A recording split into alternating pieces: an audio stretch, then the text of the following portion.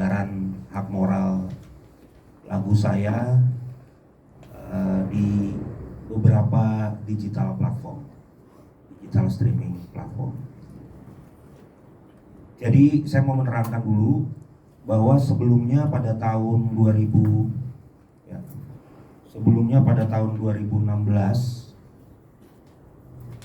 saya diminta untuk membuat sebuah lagu yang akan dinyanyikan oleh salah satu penyanyi di Indonesia, yakni Ryan Bono. Dimana pada tahun 2016 saya menciptakan lagu yang berjudul I Still Love You, yang dirilis di bawah naungan PT Halo Entertainment Indonesia, yang kemudian lagu tersebut dieksploitasi oleh PT Halo Entertainment Indonesia di beberapa digital platform seperti Spotify, YouTube Music, dan Apple Music. Bahwa baru-baru ini pada saat saya melakukan pendataan kembali, jadi ada mungkin 1 bulan yang lalu saya melakukan filing ulang gitu ya lagu-lagu saya di digital streaming, karena memang lumayan banyak katalognya, jadi saya ada niat untuk merapikan. Nah, melakukan pendataan kembali seluruh lagu-lagu saya yang telah dieksploitasi dalam industri musik, saya menemukan bahwa ternyata lagu saya yang berjudul I Still Love You yang dinyanyikan oleh Ryan Bono dan dieksploitasi oleh PT Halo Entertainment Indonesia di beberapa digital platform ternyata tidak mencantumkan nama saya sebagai pencipta, namun mencantumkan nama Ryan Bono sebagai pencipta lagu tersebut,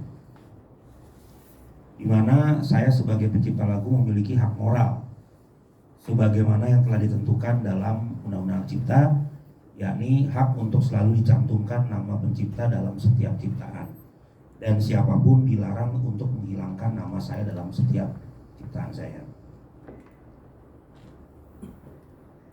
Bahwa selain itu, dengan dicantumkannya nama Ryan sebagai pencipta, saya sendiri sebenarnya selama ini kalau bicara masalah manfaat ekonomi dari lagu tersebut, harusnya saya juga turut merasakan royaltinya gitu. Saya turut merasakan manfaat ekonominya, tapi sampai hari ini reporting yang katanya di report ke Naga Suara pada saat saya membuatkan lagu ini kan tahun 2016 ya, saya masih ada di publishing Naga Suara, itu saya tidak pernah merasakan royaltinya secara signifikan. Nah, jadi tindakan yang dilakukan oleh PT Halo Entertainment Indonesia secara nyata telah melakukan pelanggaran atas hak moral sehingga telah melakukan pelanggaran atas hak cipta. Nah, oleh karena hal tersebut, saya melalui kuasa hukum saya, yakni kantor hukum Minola Sibayang and Partners, telah melakukan teguran. Jadi kita nggak main untuk preskon aja, tapi kita udah melakukan teguran atau somasi sebanyak 2 kali. Yang pertama, somasi pertama dilakukan pada tanggal 19 Juni 2025, namun tidak direspon oleh PT Halo Entertainment Indonesia. Somasi kedua pada 4 Juli 2025 dan baru direspon pada tanggal 7 Juli 2025. Itu pun direspon setelah saya menghubungi sahabat saya, mantan manajernya Mike Mohede, dulu namanya Mas Indra. Kebetulan saya masih berhubungan baik. Saya iseng-iseng nanya, Halo Entertainment ini kantornya di mana? Karena saya merasa jangan-jangan surat somasi yang pertama ini alamatnya salah gitu kan. Kan kita bisa aja ngirim dokumen alamatnya salah. Tapi ternyata alamatnya benar, dan akhirnya saya ceritalah sama Mas Indra ini melalui WhatsApp. Dimana dalam responnya, setelah saya WA Mas Indra ini, beberapa hari kemudian saya dihubungi oleh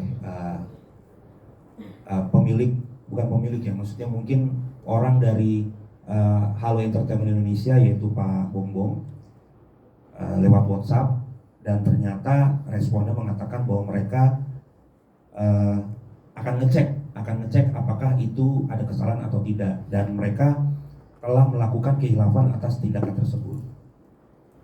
Nah, namun demikian, sebagaimana kesalahan dari PT Halo Entertainment Indonesia tidak dilakukan hanya sekali, melainkan terjadi kekeliruan di beberapa digital platform. Jadi bukan cuma satu kesalahannya. Jadi ada 3 platform, yaitu tadi YouTube Music, Apple Music, dan Spotify.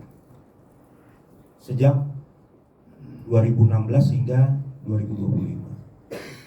Sebelumnya kami telah memberikan kesempatan kepada PT Halo Entertainment Indonesia untuk menyelesaikan secara kekeluargaan. Kami telah memberikan waktu, bahkan telah memberikan kesempatan agar PT Halo Entertainment Indonesia untuk menentukan jadwal untuk bertemu.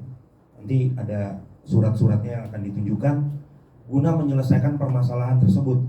Namun hingga saat ini PT Halo Entertainment Indonesia tidak kunjung menunjukkan itikat baiknya untuk menyelesaikan permasalahan ini.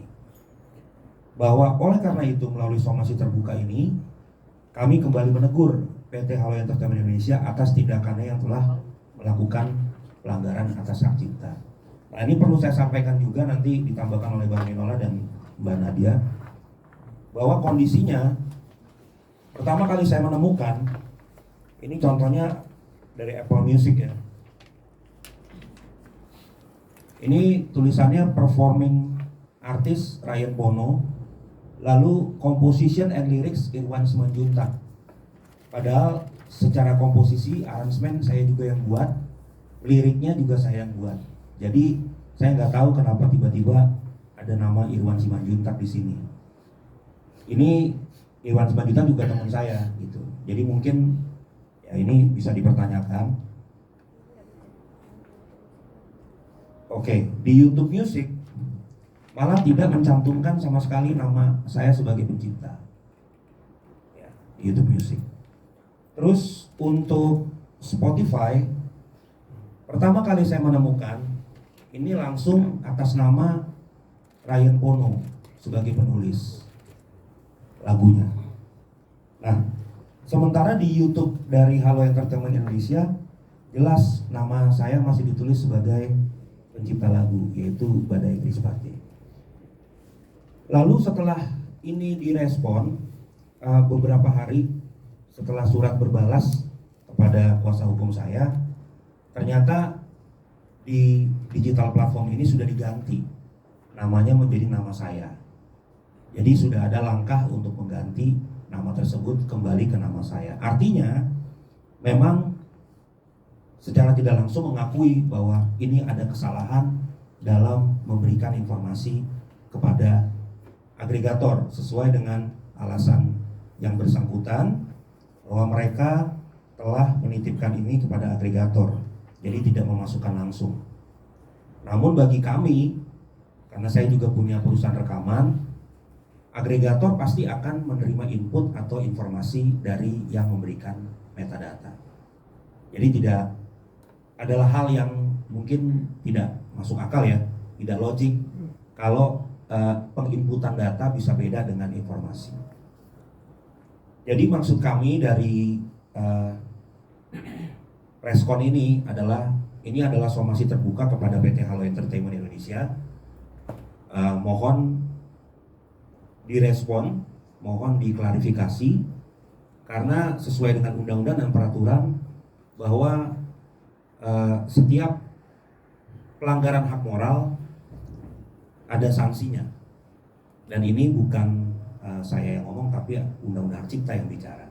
Nah setelah sebelum ini kita juga pernah ada berurusan ya Bang, dengan satu label, dan selesai mereka menanggapi dengan baik tanpa harus ada seperti ini. Kira-kira seperti itu beritanya. Mungkin Bang Minola mau tambah. Saya kira pertanyaan